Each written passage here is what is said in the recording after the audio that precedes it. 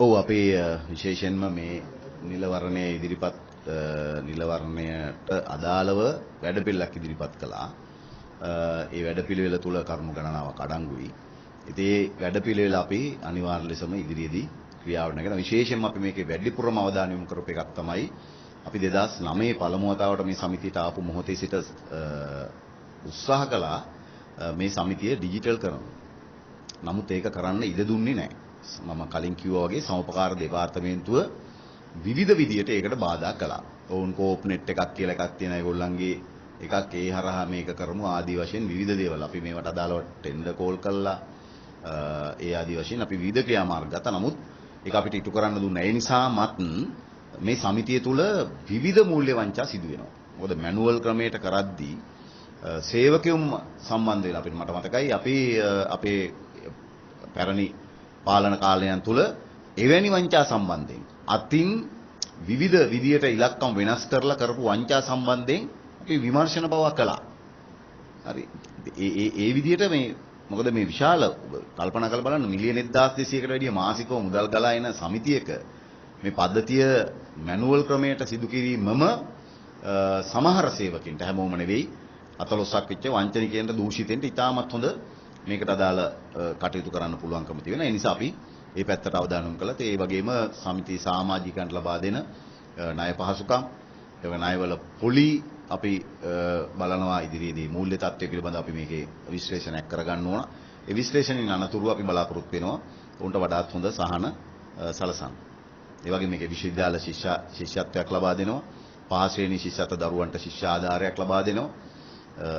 සමාජිකයන්ට අපි ක්‍රියාත්මක කළ විශ්‍රාම යන සමාජ අවුරුදු සමහරු 25 30 මේ සමිතියේ සමාජිකත්වයේ දරලා විශ්‍රාම යන කෙනාට අපි පහුගිය කාලේ තමන්ගේ විශ්‍රාම පාරිතෝෂික නේද අරමුදල වගේ 5 ගුණයක් දායක මුදල වගේ දැන් උදාහරණ ලෙස 10000ක් අපි දායක වෙලා තියෙනවා. ඒ වගේ 5 ගුණයක් වුන් විශ්‍රාම යනකොට අපි ලබා දෙන්න අපේ පාලනය තුල තීරණය කළා. නමුත් ඒක වුන් පහුගිය කාලේ ඒක අහෝසි කළා නේද? ඒකට හේතුව තමයි මොකද මේ අය මේ සමිතිය අවුරුදු 30ක් 10000ක් දායක වුණාට නමුත් ඒ 10000න් විශාල මුදලක් සමිතිය උපද්දවලා තිබෙනවා. ඒ නිසා වුන් විශ්‍රාම යනකොට වුන්ට වඩා හොඳ ප්‍රතිලාභ ලබා දුන්නා. ඒක ඒව අහෝසි කළා. අපි ඉදිරියේදී මරණාධාර අරමුදල අපි වැඩි කළා. ඒවා ඒගොල්ලන්ගේ පැත්තෙන් කප්පාදු කළා. මේ ආදී අපිට විශාල වැඩ කොටසක් කරන්න තියෙනවා. ඒ වගේ අපි බලාපොරොත්තු වෙනවා ඉදිරියේදී. අතරම නවීන ලෝකයට ගැලපෙන ලෙස මේ සමිතිය තවත් හොඳ මූල්‍ය ආයතනයක් බවට පත් කරන්න මේ සමිතිය හරහා විශාල සේවාවන් ප්‍රමාණයක් සමාජීයට ලබා දිය හැකිව තිබෙනවා. අපි ඒව පිළිබඳව ඉදිරියේදී සැලකිලිමත් වෙනවා. ඔව් දැන් මෙතන සාමාන්‍යයෙන් අධ්‍යාපනය සම්බන්ධ වෘත්ති කියන්නේ මෙතන ඔය සමාජිකත් ඉන්නේ මේ දැන් පෞද්ගලික කාර්යය වැඩි කරා මේ වගේ දේවල් වල ලංකාවේ අධ්‍යාපන ක්‍රමයට මොන වගේ කාලීය දායකත්වයක් අනාගතයේ ලැබෙයි කියලා පුදුමාවට එනකොට මේ සමිතිය හරහාද? නෑ නෝ සමිතිය දැන් ගුරුවරුන්ටනේ වරප්‍රසාද හම්බෙන්නේ ගුරුවරුන්. ඔව් මේක ණය දෙන සමපකාර සමිතියක් මේ අධ්‍යාපන සමපකාර සමිතිය සමාජිකත්වයෙන් සමාජික වෙන අයගෙන් මාසිකව සමාජික ගාස්තුවක් අය කරගෙන ක්‍රියාත්මක කරන ණය දෙන සමපකාර සමිතියක්. ඉතින් ඒ හරහා මේ අධ්‍යාපනයට යම් බලපෑමක් කරන්න හැකියාවක් නැහැ. නමුත් මේ සමිතිය හරහා අධ්‍යාපන සේවකීන්ට ලබා දෙන පහසුකම් ඇතුලේ ඔවුන්ට ඒ අධ්‍යාපන පද්ධතිය වඩාත් හොඳින් කරගෙන යන්න. උදාහරණයක් ලෙස වෙන තැනකින් ණයක් ගන්න බැරි වෙන කෙනෙකුට තමන්ගේ මූලික අවශ්‍යතා ඉටු කරගන්න මේ සමිතියෙන් පහසුවෙන් ණය ගන්න පුළුවන්කමක් තියෙනවා. පහුගිය කාලේ ඒවත් ටිකක් අපහසු කළා.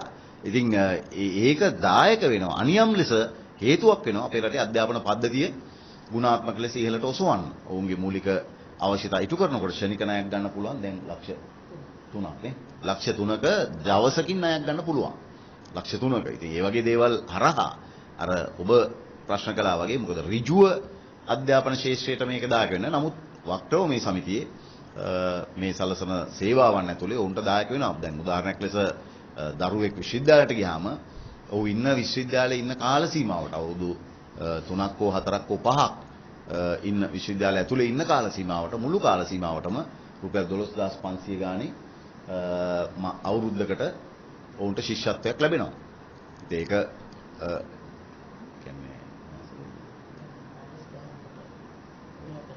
අපි 15000ක් ලබා දෙන්න අපේ වැඩ පිළිවෙල අපි ඉදිරිපත් කරලා තිබෙන ඒ නිසා උන්ට ඒවා මම කියන්නේ අර වෙනත් ආකාරයකට උන්ට ඒක දායක වෙනවා.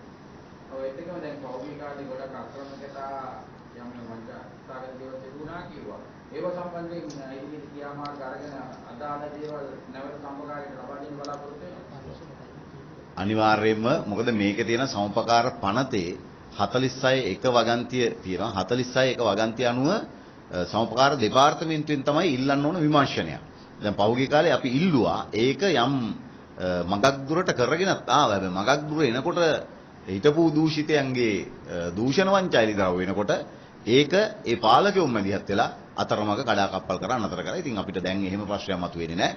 ඉතාලම හොඳ පරීක්ෂණ නිලධාරීන් අපේ රටේ ඉන්නවා සමපකාර ශාස්ත්‍රයේ. ඒ වුණ හරහා මේ සමිතියේ අපි බලාපොරොත්තු වෙන ඉදිරියේදී සමපකාර දෙපාර්තමේන්තුවෙනුත් ඒ අදාළ සහයෝගය අරගෙන ඒ වගේම අපිට පුළුවන්කම තියෙවි අපි සොයා බලන්න ඕනකම තියෙනවා ඊට එහා ගින් සමපකාර නීතියට එහා ගින් රටේ තියෙන නීතියට අනුව ඔවුන්ට රේව ක්‍රියාමාර්ග ගන්න පුළුවන්ද කියලා අපි ඉදිරියේදී සොයා බලනවා.